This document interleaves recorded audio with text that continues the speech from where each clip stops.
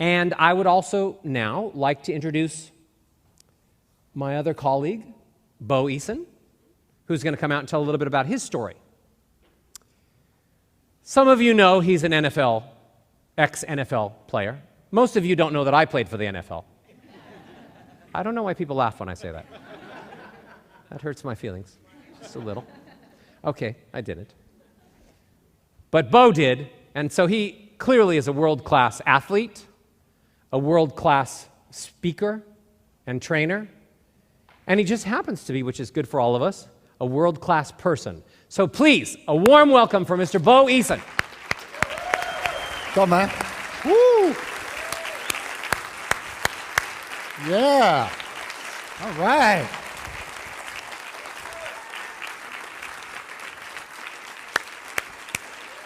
Woo! World's greatest.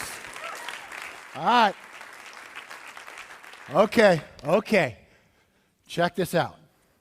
When I was 9 years old, I had this dream. So I made a plan. I took some crayons and some old school paper, and I drew up this 20-year plan. And the dream and the plan was to be the best safety in the whole world. Safety is a position in football. My dream was to be the best safety in the whole world, and I only had 20 years to do it. So I started out, 9 years old. Now, cut to, I'm 19 years old, 10 years later. It's time for me to go to college. So if I got to be the best safety in the world, I got to go play college football somewhere and continue this dream. But no college in the whole country sends me a letter, nobody wants me. There's 340 colleges in the United States that play football. I don't get a letter from one.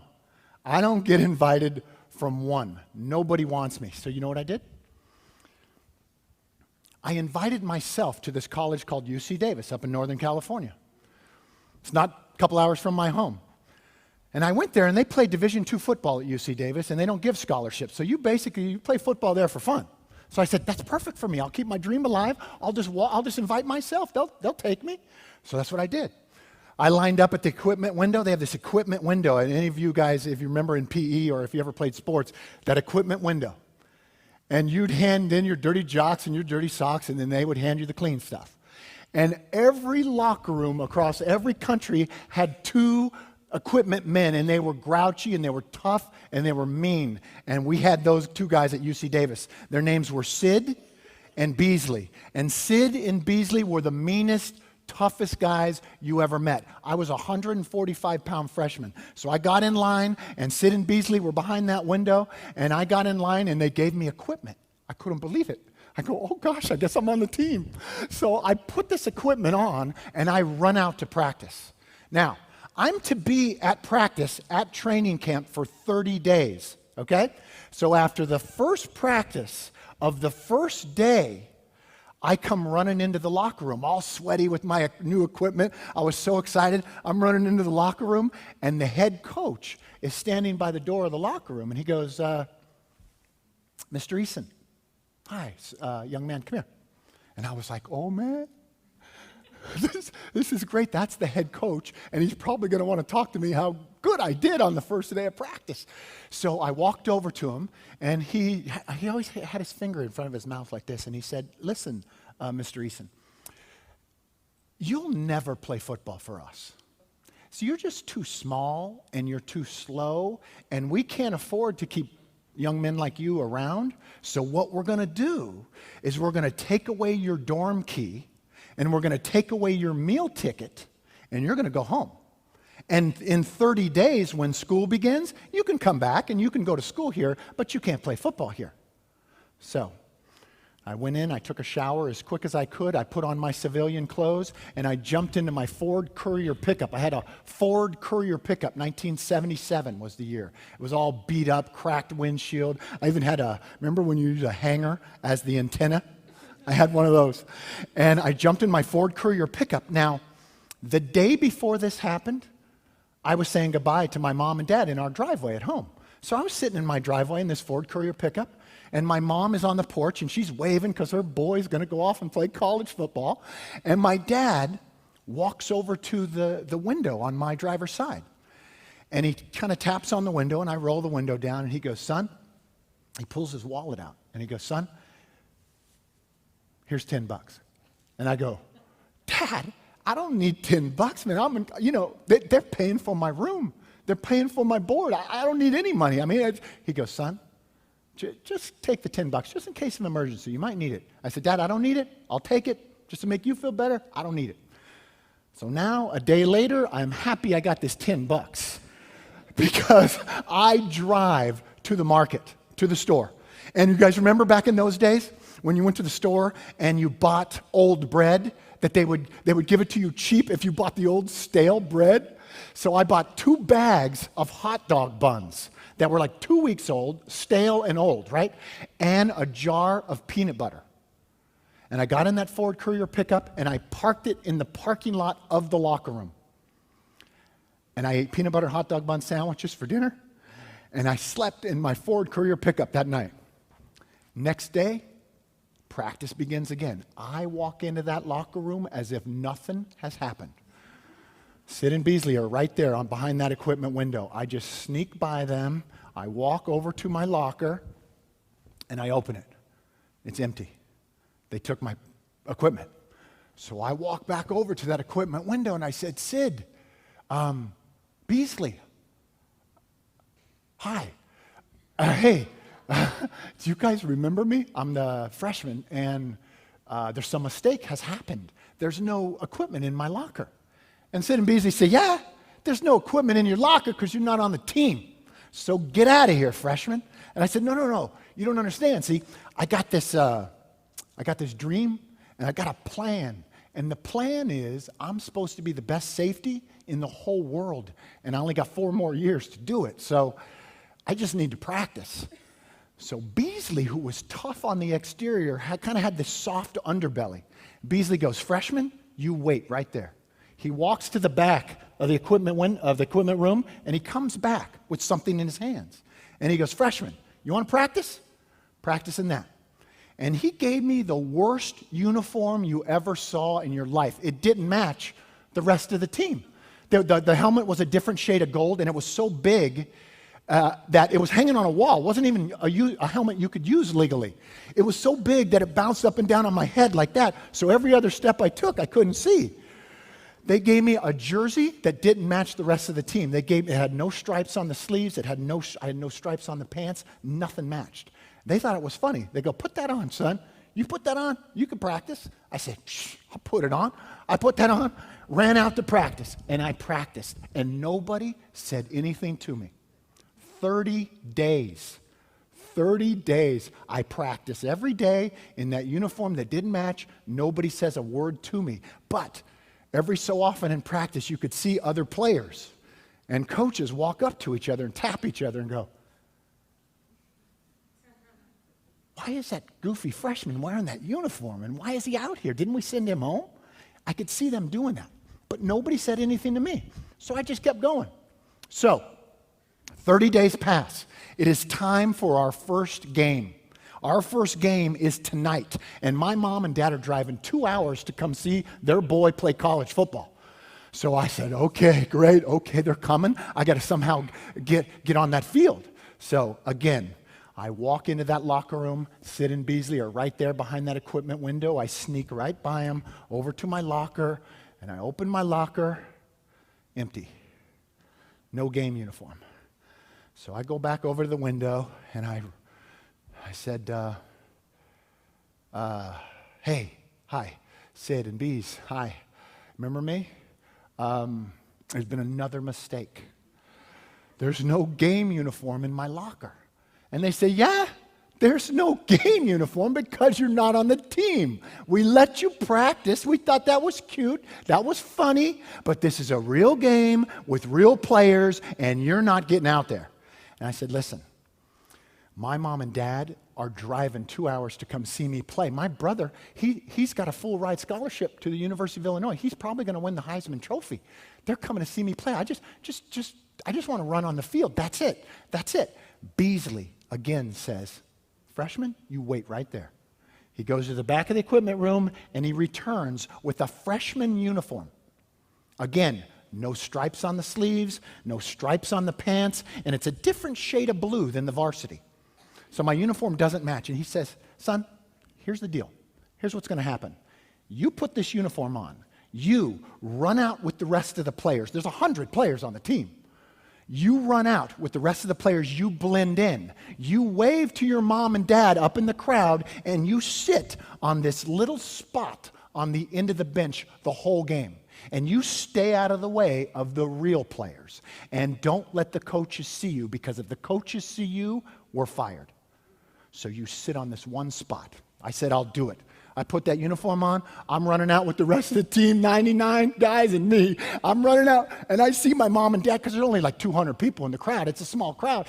I'm like, there's my mom and dad. They're up there. And my mom and dad are like this. They're so excited their boy's playing college football. I was like, damn, I hope they don't find out I'm not on the team. So I run over to my little spot where Beasley told me to sit, and I sit on this spot the whole game. Now, we're beating this team 28-0. There's a minute, 30 seconds left in the game. We're killing this team. I think we're playing Chico State or something like that. So we're killing them. So a minute and a half left in the game. I'm looking up at the clock. I'm looking back, my mom and dad in the crowd. I go, you know what? I got to get in this game somehow. And so it was time for us to kick the ball off. And our kickoff team was the best team to be on. Every player on our team wanted to be on that kickoff team. Our best player, Daryl Goss, was on that kickoff team. Daryl Goss' number on his jersey was number 2. The freshman uniform they gave me was number 2. Me and the best player are wearing the same number. Our jerseys just don't match. So I'm sitting in my little spot like this, a minute 30 left. We're about to kick the ball off. Daryl Goss is on the kickoff team, so he's huddling with the kickoff team about 5 yards from me. I'm sitting there looking at the back of Daryl Goss, and I go, man, this is it. I got to do this somehow. I got to get in this kickoff team. So I walk up behind Daryl Goss, and I tap him on the back of the shoulder pads. And Daryl Goss turns around like this. And he doesn't even look at my face. He doesn't even know who I am. He looks down at the number on my jersey, and he says, what are you doing wearing my uniform? And I said, Daryl, don't worry about that right now, because we got bigger fish to fry. I said, Daryl, can I run down on the kickoff team for you? And he goes, man, what are you talking about? You're going to run down the kickoff team for me? No, you can't do that. The coaches will kill me. I said, Daryl, no, they won't kill you. You're our best player. You're the captain of our team. They won't even know the difference. Look, we're wearing the same number. And Daryl Goss thought this was funny. He goes, yeah, you're right. You're right. They can't do nothing to me. So he got all the senior boys, and he goes, you guys, check this out. Watch this. Check this out. See that freshman over there with the goofy uniform? We're going to watch him. He's going to run down on the kickoff team for me. We're going to isolate on him, okay? So let's watch. So can you guys see this line that goes right down the middle of the stage? And it goes, let's imaginary line all the way back. That is our sideline, okay? That's our sideline. So if you're not in the game, you're standing on the sideline like this. Like this. If you're in the game, you're on the playing field here. That's the sideline. The kickoff team gets ready to kick off. Daryl Goss is right here. He's on the end of the kickoff team. His job is to run down and tackle the man with the ball. I'm standing right here. Right before the kicker kicks the ball off, Daryl Goss does this. And I do this. And our kicker kicks the ball off. I take off. Now, I am small, but I am fast because I'm scared. And I'm running full speed, and that helmet's going, doo, doo, doo, doo, doo, doo. I could only see every other step. And I'm running, and if you're the first person down on a kickoff team, you're met with what is called the wedge. And the wedge is the 4 biggest players on the opposing team. Their job is to interlock arms like this, 4 guys across, 275 pounds each. They form a wedge so the ball carrier has a space to run. So if you're the first person down on the kickoff team like I am right now, you're looking at this wedge, and your job is to bust up that wedge like bowling pins so that your teammates can tackle the ball carrier. So I'm running and I'm looking at this wedge, and my whole life passes before my eyes. And I'm thinking, uh-oh, this is really going to hurt. And right as I got to the wedge, instead of hitting it, I did this. I closed my eyes. And I went airborne right over top of the wedge. And on my way back down to earth, boom! I hit the ball carrier right in the chest. Boom! Right on the ground. The crowd goes, yeah! And I stand up, yeah! And over the loudspeaker, I hear this. Tackle made by number 2, Daryl Goss. And I dropped my hands and I started to run off that field, because the part I didn't tell you guys was Daryl Goss is a 250-pound black man.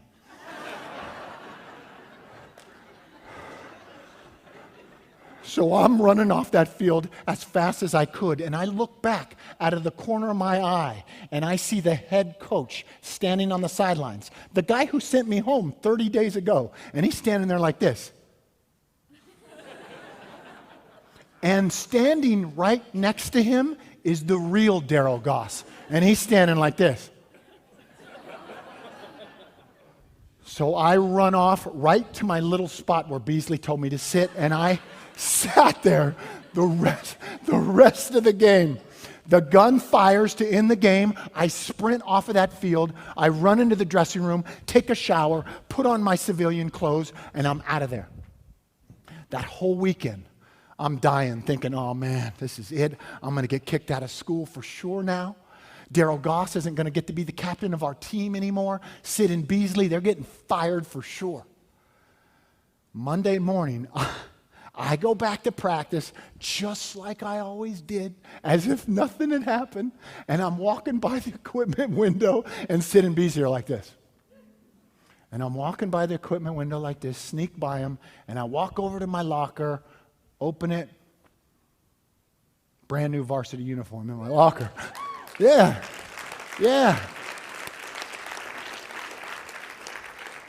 And 4 years later, I was the first safety chosen in the 1984 draft. Yeah. Thanks.